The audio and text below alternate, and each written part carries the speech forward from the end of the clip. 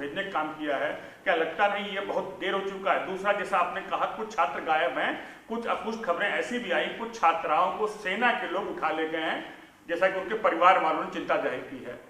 देखिए, इन बातों की पुष्टि केंद्र की सरकार कर सकती है। हम मांग करते हैं केंद्र की सरकार अगर जरूरी समझे तो देश के सभी राजनीतिक दलों को विश्वास मिले क्या सच्चाई है, क्योंकि बहुत सी अफवाहों के बाजार गर्म हो रहे हैं, बहुत सी न्यूज़ चल रही हैं, नहीं पता सच्चाई क्या है। सरकार चुनाव में व्यस्त है, प्रधानमंत्री जी, गृह मंत्री जी, रक्षा मंत्री जी, पूरा अभी उत्तर प्रदेश के 2 चरण के चुनाव में हमें दिख रहे हैं।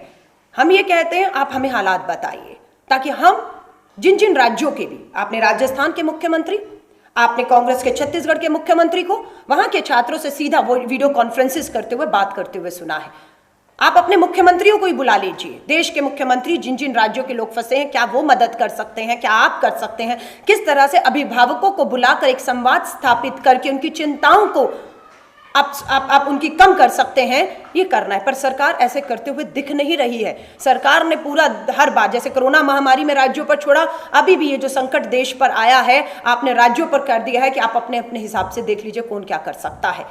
सो बहुत दुख की बात है, आपने सही कहा, 20-22 हज़ार के बच्चे हैं, उसमें से 2-2.5 हज़ार बच्चे आए हैं और उन्हीं को इस तरह से कभी गंगा कभी यमुना, यानी कि आप इन तरह के नाम देकर आप सोच रहे हैं कि सिर्फ एक भावनाओं से खेल जाएंगे, तो मुझे लगता है शर्म आती है। इससे ज़्यादा असंवेदनशील सरकार, गैर जिम्मेदाराना सरकार शायद ही हमने आज़ादी के 70 सालों में कभी देखी होगी, जिसकी प्राथमिकता पर देश कभी नहीं रहा, सिर्फ उनके चुनाव रहे हैं।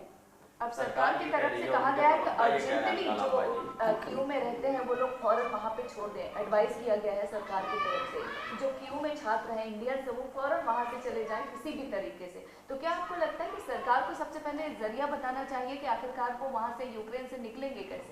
ये बात आपको समझ आ रही है, हमें समझ आ रही है, सबको समझ आ रही है। निकले कैसे? आपने तो कह दिया एडवाइजरी में, आज कहा है। मैं धन्यवाद करती हूँ आपके पद का साथी ने जानकारी दी कि आज एक और जारी की है कि आप निकलिए। ये शब्द कहना आसान है, निकलिए। जिम्मेदारी है कैसे निकलें, क्या सुविधाएं आपने दी हैं हमें निकलने के लिए।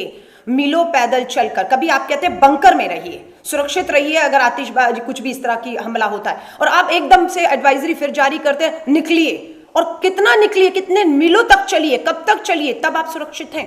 तो मुझे लगता है ये बिल्कुल गैर जिम्मेदाराना है। सरकार खुद बहुत बड़ी कंफ्यूजन में है कि वहां पर कैसे सुरक्षित रखना है, उनको वहां से निकालकर मीलों चलवाकर बॉर्डर तक